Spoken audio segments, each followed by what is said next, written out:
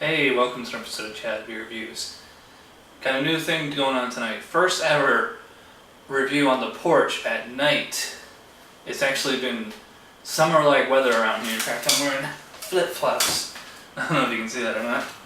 So anyways, on to the beer. This is the 21st Amendment Back in Black American IPA brewed with rich dark malts, Black IPA, 6.8% ABV, 65 IBUs.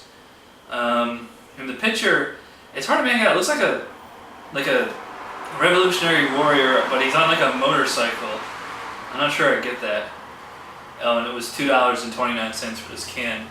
Alright, got a nice looking beer here. I don't mind doing I always do a black beer outside at night because then if it's underlit, well, it doesn't really matter. Well, it's black. Actually, if I'm holding up to the porch light, I do see ruby red down here. I don't know if that's picking up on camera. Got a nice big head on there. What, 3 fingers or so? I mean, it's hard to tell in this light, but it's definitely more of like a tan kind of color, beige, darker off-white. And I can tell just by looking at it, it's like creamy and frothy.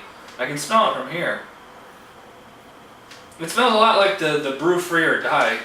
It's pretty much the same smell. So yeah, it's like, it's very floral and citrusy.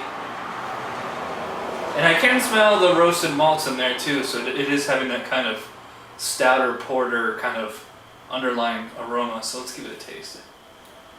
Yeah. It doesn't taste like a lot of the other black IPAs I've had. To me, it just tastes like a regular IPA, which is good. Very kind of Midwest to West Coast style.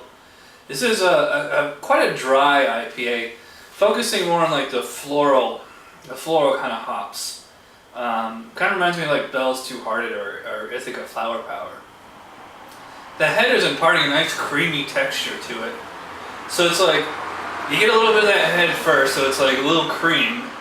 Then you get the IPA part, so it's a pretty intense bitterness. I mean, it's not like a Stone Rumination, but you know, 65 IBUs, that's nothing to sneeze at. And then it finishes with the stout porter kind of quality. I'm getting quite a lot of chocolate on this one actually. Body's kind of thin on it.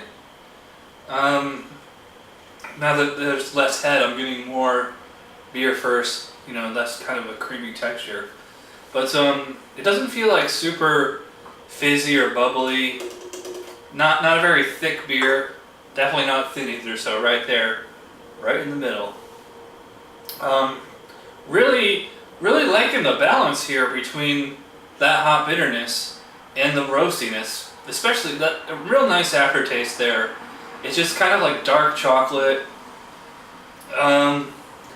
maybe a hint of coffee. I'm getting more of like a bittersweet chocolate or dark chocolate than I am, you know, just plain old roasted malts or anything like that. Alright, final score for the Back in Black IPA. I'm going to give this one an 8. This is definitely one of the better black IPAs I've had. Way better than that Brewdog Basha. Not quite as good as the Captain Lawrence though. It drinks pretty much like an IPA totally for the whole first half. Second half is much more like a traditional American stout. You get the nice kind of dark chocolate, semi-sweet chocolate to kind of complement the hop bitterness. As it's warm now it's kind of turned from chocolate to coffee. That's the thing about this beer is that it's from start to finish it's quite bitter, and it's also very dry. So like the hops are lingering, the kind of roasted malts or coffee kind of flavor is lingering. I mean, it's nice because to get rid of that, all you do is take another swig. But you know, it's not like doesn't have the intensity of like an Imperial. So yeah, like the drinkability on this is really nice. I'm not sure what this would pair with as far as food. I mean, same stuff you'd pair an IPA or a stout with. So very versatile, I'd say. So yeah, 8 out of 10 for the 21st Minute Back in Black. That does it for this episode. Thanks to you for watching. See you next time. Cheers.